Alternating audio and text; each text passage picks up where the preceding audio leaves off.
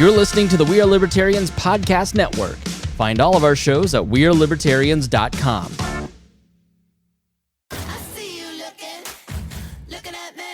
Can I have your attention, please? Yes, hi, Wanda Sykes here.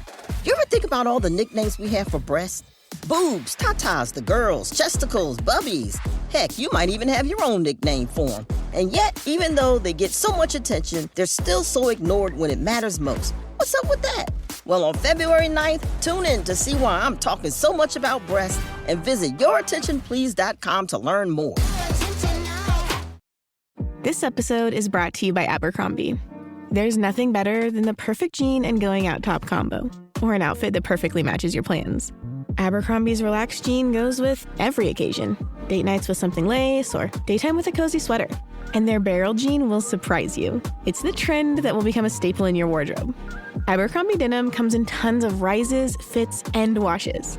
Find your perfect pair online or in store. You know, if you really think about it, we've gone from the smallest government in world history to the largest government in world history in a shockingly short amount of time. And during this short time, we've seen individual freedom and civil liberties decimated in the wake of the state's never-ending quest for more and more control. Democrats, Republicans, both are to blame. This show isn't about picking sides.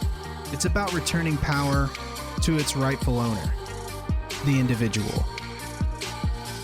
Welcome to Freedom Strips on the We Are Libertarians Network. Well, welcome back to a brand new episode of Freedom Strips. I have a very special guest with me today. My guest today is a senior lecturer in psychology at Clemson University and the 2020 Libertarian Party presidential nominee, Dr. Joe Jorgensen. Dr. Jorgensen, thank you very much for meeting with me today. Oh, hey, happy to be on. Thank you. Well, wonderful. Well, let's just start the show off with a little bit of an introduction to yourself for those who may not know you. Let the listeners know a little bit more about yourself, how you became a libertarian, and why you're running as a libertarian for president. So I joined the libertarian movement about 40 years ago. I heard a libertarian on the radio. That's why it's so important to have podcasters and radio shows out there. And when I heard it, I thought, wow, that somebody else believes what I believe. I thought that I was the only person in the world that thought that. So it was so great to meet like-minded people. I ran for U.S. House in 92. I was Harry Brown's 1996 running mate, VP. And together, Harry and I doubled the party size, which is the largest increase in Libertarian Party history. And I'm so pleased to be now on the top of the ticket for 2020. Well, that's Did I miss anything there. No, that's quite impressive, and I think congratulations are in order for you. Congratulations for winning that nomination for a hard-fought race. I know there were several big candidates that fought very hard for that, so congratulations for coming out on top. And you did mention that Gary Johnson ran and got 4.5 million votes, coming to just over 3% of the total national vote, I think it was, which was monumental for the Libertarian Party. That was the largest vote captured by a Libertarian by far. But it has been argued that it didn't really translate to party membership. I have heard that say it didn't really transfer to party membership, and rightly so. By some individual voters, Gary Johnson was kind of seen as sort of like a protest vote, but it didn't really move the needle for libertarian ideas in their minds. So how can you balance receiving votes while also successfully promoting libertarian principles? Yes, I would like to point out that votes are important since we are a political party. And I really admire Gary for getting by far the most number of votes. And he actually did pretty well when it comes to membership. So Harry Brown and I added about 8,500 new members, and he added 7,500 new members. So it was still pretty close. But while we do need votes for ballot access, I think that the movement is almost as important as votes, because we do need other candidates, state, local, federal level. We do need people running for governor, mayor, and all of those. And we need the supporters. We need people knocking on doors, donors, candidates. So I think that in order to grow the movement, we just need to get as many people in as possible. And we are so ecstatic. It turns out that we're getting many more volunteers so fast, more than we ever dreamed we could. And so many of them are non-libertarians. That's what the excitement, that's the most exciting thing about all of this. Wow, great. So they're kind of coming from is social media where you find most of those volunteers coming from, or how are they getting in contact with you there? I don't have the data on that, but yes, I've got a great social media team, and a lot of it is, we heard Jo on some podcast, or we heard Jo on the radio, and we really like what she has to say. So a lot of them aren't saying, well, I'm a libertarian, so I'm helping out. They're saying, we want to see Jo president. And I think a lot of that is reflected. We keep hearing how, the media keeps referring to them as the two old rich white guys running. And I think right. People just don't. You've got rich guy number one, rich guy number two, and they don't see that as much of a choice. Right. Yeah, I think rightly so too. To kind of let me mention, and it's not so much that how much money you have, it's that the way our country was set up, and I loved your opening talking about how we have the smallest government. Our government was set up as a citizen statesman, where you go to Washington if you're a politician, you pass laws for a few months, and then you go home and you live under those laws you created. And I don't think Joe Biden has ever had to live under a law he created. And I think that's the real problem here. Yeah, I think, especially with, in recent times with all of this George Floyd mess, you can kind of go all the way back to the Clinton crime bill that Biden was sitting there and right hand in hand with Clinton on that crime bill that kind of set the stage for this kind of police brutality and militarization of the police that we're seeing. And I mean, people are rightly so upset at what happened. And I mean, it's just a mess that we're coming into. Yeah, you're absolutely correct. And when people have asked me how I would solve the problem, I always first ask, can we talk about what created the problem? And one of those is just what you're talking about. And what we have right now is the federal government providing local police forces with all sorts of paramilitary equipment, with free money for more, free training. And if you're a police force and the federal government says, hey, you want a free tank? Okay, sure, I'll take a free tank, because that it came from your taxpayer dollars, taxpayers in your area. So, why let somebody else have your money? But what's interesting is that, of course, as a libertarian, that crime and police should be done at a local level. Not that crime should be done. Maybe I said that a little wrong, but the policing of crime should be done at a local level. Assault, robbery, burglary, and so forth. There's no need for the federal government to get involved. And by having them over involved, it's just escalated the problem. And if you ask the average citizen, hey, would you like your property taxes to go up so that you can buy a new tank for your police department? Most people would say, no, I want a new school, gymnasium, or we want a new elementary school. Right. They would much rather spend it on stuff that they would use. So that's the only reason that we have such militarization of the police force, is because of the federal government. Yeah. And I think, one of your big platforms within your campaign is criminal justice reform. And I think that kind of comes into this this kind of question of what would be your pitch? Because right now, I believe the country is much more susceptible to the idea of widespread criminal justice reform due to recent events that's happened with George Floyd, and then, the compounding events that happened before that. But right now we're in a really good spot where I think the widespread idea of criminal justice reform is at its peak right now. So what would be your pitch to the American people to kind of get on board with this idea? Well, part of what I just said is that the federal government should not be involved. And that's the problem with the government. When people ask me why I'm running for president, my answer is that government is too big, too bossy, too nosy, too intrusive, and they usually hurt those they're trying to help. So should the federal government ever get involved? Well, in a few cases. So with George Wallace keeping blacks from entering the school, of course the federal government needed to get involved to restore the rights.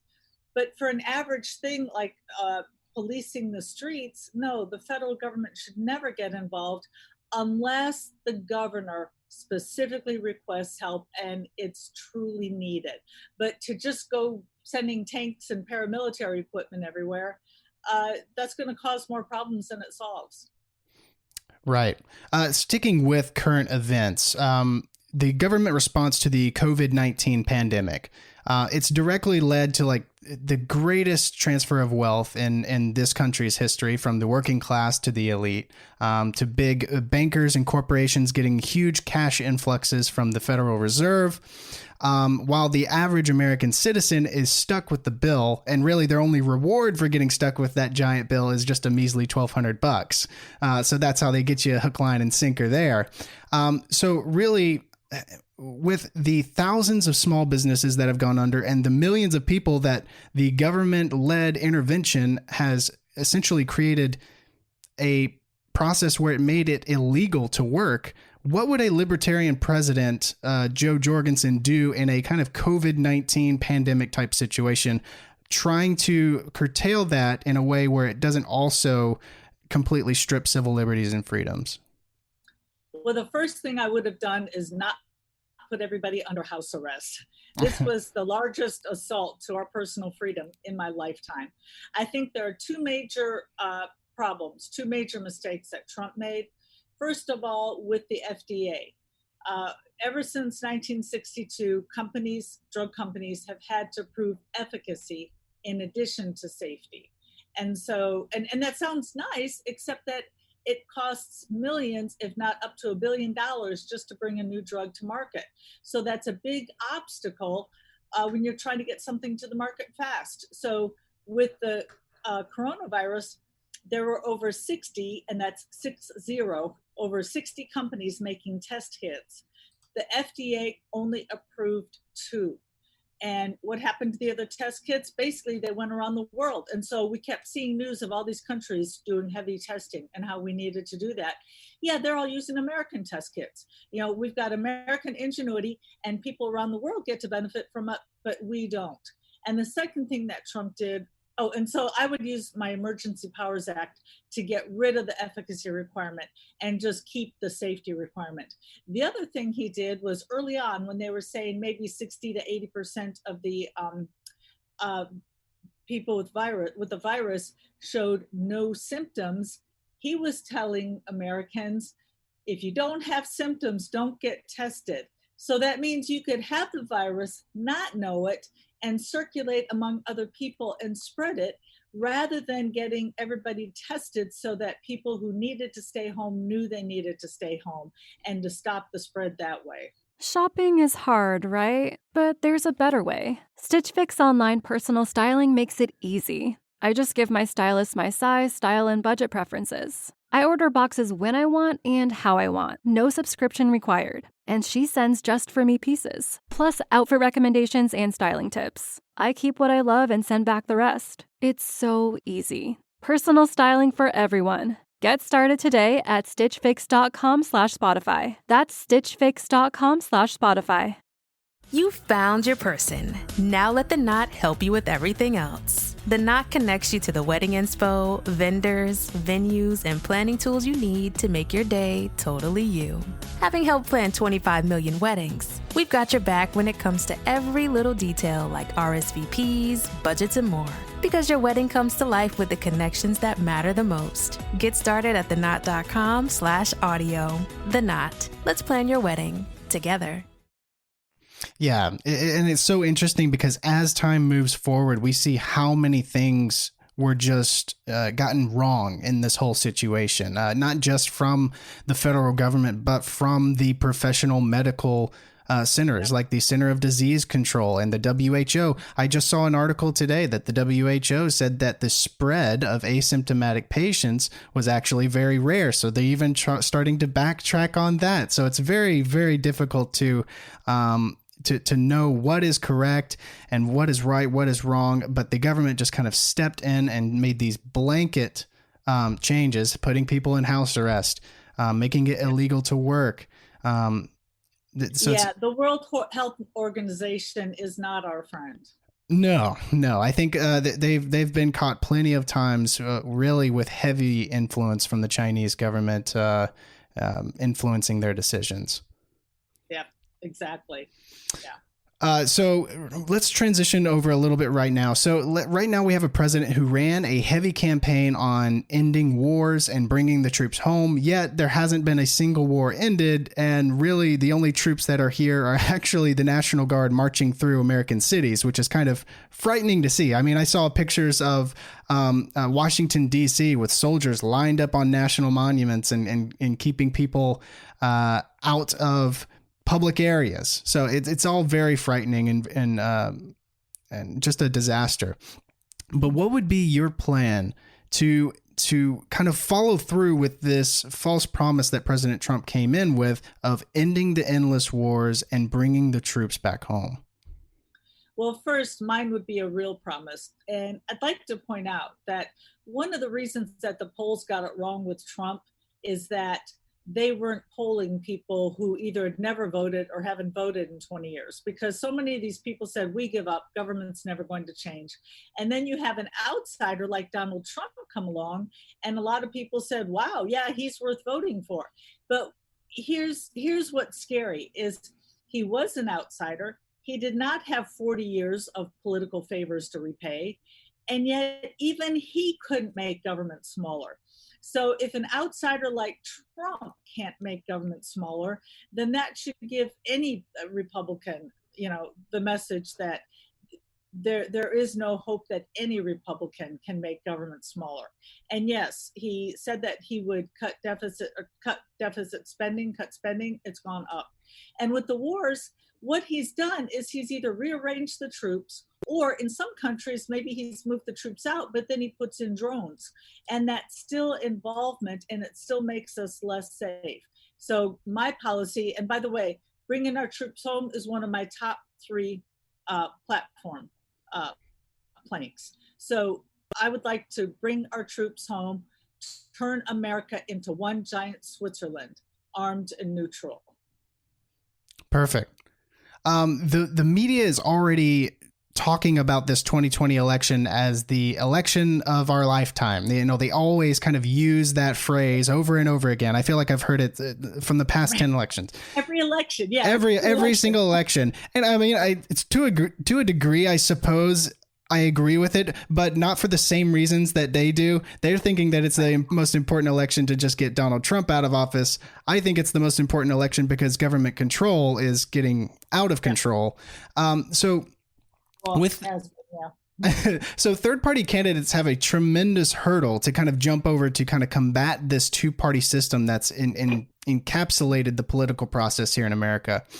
Trump supporters are going to say that a third-party vote is essentially a vote for Joe Biden, and Biden supporters are going to echo that same sentiment that a third-party vote is going to be a vote for Trump. So what would be your pitch to both Trump supporters and Biden supporters that breaking away from that two-party system and casting a vote for Joe Jorgensen would be the best for both of them? Well, first of all, many people think that we draw mostly from the Republicans, and that's just not the case. Most elections, we draw equally from Democrats and Republicans. But what I would say is, well, whether I speak with Democrats or Republicans, when I ask them, is government too big or is it too small? People usually laugh when I ask them if government is too small. And even Democrats are saying, no, they're in too many parts of my life, like, the drug war. And so I would suggest that a vote for bigger government, which is what you don't want, is the true wasted vote. Why would you want to vote for something you don't even want? If this is what you want, if my campaign is what you want, then please join us. Especially since we have so many non-libertarian volunteers and we're growing a movement of non-libertarians. Let's grow this movement of what all Americans really want. And there are, by the way, 40 to 45 million Americans out there who do lean libertarian. They just have never voted our way or not sure about the party. So let's get all of those people together and actually get these guys out of office. Yeah, I love how both of the two major political parties always blame the very small chunk that votes third party, but they can't seem to get that 46% or whatever it is of the Americans that don't actually cast a vote to vote for their candidate. But somehow it's the 2 to 3% of Americans that vote third party. It's their fault. It's not yours. So Ron Paul was really like the only candidate that I know of that was successfully incorporated how important to the American people ending the Fed was. Now, a lot of people didn't know what the Federal Reserve was, but he did a fantastic job at teaching the American people how important that institution was and how it needed to actually be ended for the Americans to stop having their wealth essentially being stolen right out from under them. In your eyes, how important is it to end the Fed, and what steps will you take to do so? Yes. So what I would do is I wouldn't end the Fed right away. I would first audit the Fed. And of course, we need a free market money supply. But if we do it all at once, that could be disastrous. So I would first audit the Fed. And when doing that, I would appoint a chair to the Federal Reserve who has been recommended by Ron Paul. And then after we get there, then we can get rid of it. And doing this is going to help preserve the value of your wages and savings, and also allow retirees to be financially secure, because right now we've got increased printing of money. Every time Congress goes in there and increases spending, or if the Federal Reserve decides to print more money, now taxes are up, prosperity is down. And if you're a retiree, you can't go back and enter the marketplace, at least not easily. And so we just need to get rid of the funny money. Absolutely. I completely agree with that. I always love watching those videos of Ron Paul just battling Ben Bernanke endlessly. Yeah. It's kind of staying on monetary policy here with taxes, with government spending out of control and seemingly never stopping. When you get into the presidential chair, what course of action would you take to start to put a limit on that spending and actually start to trim down the debt? Well, I would meet with the cabinet and tell everybody, okay, you need to start cutting and come back with proposals. Also, I would make it very clear to Congress, do not give me a budget that is larger. Do not give me a budget that's unbalanced, because I won't sign it. If you give it to me, I'm going to send it back. And that is one of the myths that unfortunately Americans have, which is that Ronald Reagan cut government. He did cut spending. Art Laffer was right. However, I'm sorry. He did cut taxes. Let me reverse that. He cut taxes. Art Laffer was right. If you cut taxes, people have more motivation to work, and then that's going to bring in more taxes overall. So instead of saying, well, now we've got all this money, let's cut spending, instead what happened was they said, oh, look at all this money, let's spend it. And every year for 8 years that Ronald Reagan was in office, spending went up. And every time Congress presented him with an unbalanced budget, he just said, okay, and signed it. So I would absolutely refuse to sign any budget that wasn't balanced. That sounds like a good start to me. I know we're short on time, so I'm going to let you go here. Dr. Jorgensen, let people know where they can find you, find more information about you, where they can go to help contribute to your campaign and maybe volunteer. Well, thanks for that. I'm at joj2020.com, and we could really use your help and your donations. So again, joj2020.com. Thanks so much. Well, thank you, Dr. Jorgensen. And thank you, everybody, for listening. We'll see you on the next episode of Freedom Strips. Thanks, everybody.